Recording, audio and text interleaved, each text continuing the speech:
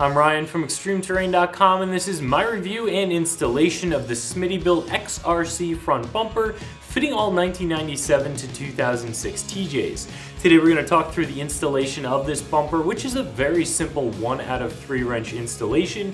You should be able to get this bolted on the front of your TJ in about an hour because it is designed to bolt right in place of your factory bumper, making the install very quick and easy, but we'll talk more about the installation in just a second. We're also going to talk through the construction and a few of the features of this bumper.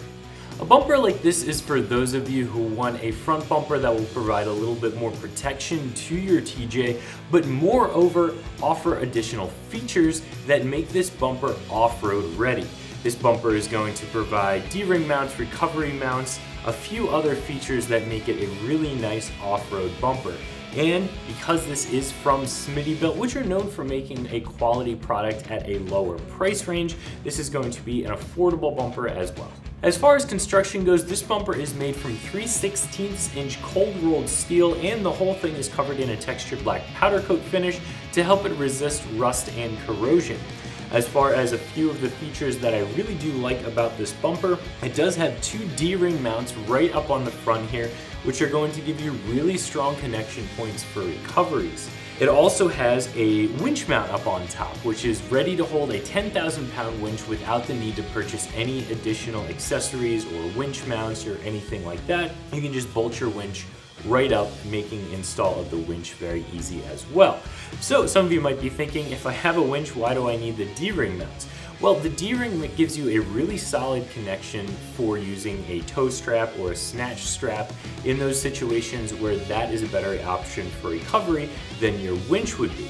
And even if you are using your winch, you can double your winch pulling power by going to a snatch block on a tree and back to that solid connection of the D-ring on your bumper. So having both really gives you a lot of different options.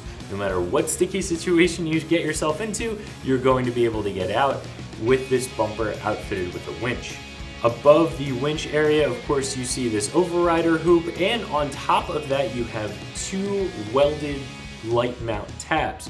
Now these mounts are spaced so that you can run a 9-inch round off-road light or a smaller light, of course, if you choose. Even a small 3-inch LED light pod would look good up there and give you the opportunity to run some auxiliary lighting, which is very nice.